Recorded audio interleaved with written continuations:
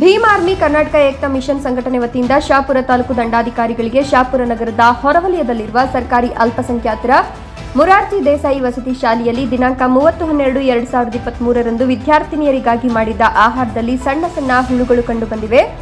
ಗುಣಮಟ್ಟವಿಲ್ಲದ ಅಕ್ಕಿ, ಅಪೌಷ್ಟಿಕಾಂಶವಿರುವ ಕೊಳೆತ ತರಕಾರಿಗಳನ್ನು ಬಳಸಿ ಸಾಂಬಾರು ಮಾಡುತ್ತಿದ್ದಾರೆ. ಇದನ್ನೆಲ್ಲ ಪ್ರಶ್ನಿಸುವ ವಿದ್ಯಾರ್ಥಿನಿಯರನ್ನ ವಾರ್ಡನ್ ಅವರು ಹಾಸ್ಟೆಲ್ನಿಂದ ಹೊರ ಹಾಕ್ತೇವೆ, ನಿಮ್ಮ ಎಸ್ಎಸ್ಎಲ್ಸಿ ಆಂತರಿಕ ಅಂಕ ಕಡಿತಗೊಳಿಸುತ್ತೇವೆ ಅಂತ ಬೆದರಿಕೆ ಹಾಕ್ತಾ ಇದ್ದಾರೆ. ಮತ್ತು ಇಲ್ಲಿನ ನರ್ಸ್ ಮೇಡಮ್ ಅವರು ವಿದ್ಯಾರ್ಥಿಗಳ ಆರೋಗ್ಯದಲ್ಲಿ ಏರುಪೇರಾದಾಗ ಮಾತ್ರೆಗಳನ್ನ ಕವರ್ನಿಂದ ನರ್ಸ್ ಮೇಡಮ್ ಅವರೇ ತೆಗೆದು ನೀಡುತ್ತಾರೆ. ಅದು ಅವರ ಕೈಗೆ ಹ್ಯಾಂಡ್ ಗ್ಲೌಸ್ ಆಗಲಿ ಇನ್ನೊಂದಾಗಲಿ ಧರಿಸಿರೋದಿಲ್ಲ. ಇದರಿಂದ ಸೂಕ್ಷ್ಮಾಣುಜೀವಿಗಳು ನೇರವಾಗಿ ವಿದ್ಯಾರ್ಥಿಗಳ ಬಾಯನ್ನ ತಲುಪ್ತಾ ಇದೆ.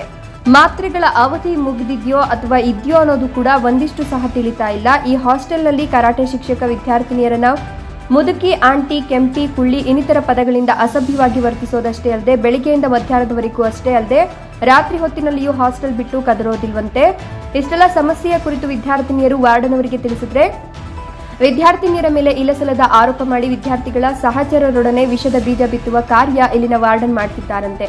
ಇದನ್ನೆಲ್ಲ ಮನಗಂಡ ಈ ತ್ರಿಮೂರ್ತಿಗಳನ್ನ ಕಾನೂನು ಅಡಿಯಲ್ಲಿ ಅಮಾನತುಗೊಳಿಸಬೇಕೆಂದು ಭೀಮ್ ಆರ್ಮಿ ಕರ್ನಾಟಕ ಏಕ್ತಾ ಮಿಷನ್ ಶಾಪುರ ತಾಲೂಕು ಸಮಿತಿಯ ಮಾನ್ಯ ತಾಲೂಕು ದಂಡಾಧಿಕಾರಿಗಳಿಗೆ ಮನವಿ ಸಲ್ಲಿಸಲಾಯಿತು. ಈ ಸಂದರ್ಭದಲ್ಲಿ ತಾಲೂಕು ಅಧ್ಯಕ್ಷರಾದ ಶರಣ್ ಎಸ್ ಗೋದನವರ್, ಮಂಜು ದೋರನಹಳ್ಳಿ, ಬಾಬಾಸಾಬ್ ಶಿರ್ವಾಳ, ಬಾಬು ಹೋತಪೇಟ, ಮೌಲಾಲಿ, ದೇವು ದೋರನಹಳ್ಳಿ ಹಾಗೂ ಇನ್ನಿತರರು ಹಾಜರಿದ್ದರು. Devaraj Hoogar, NKS TV4 Shahapur.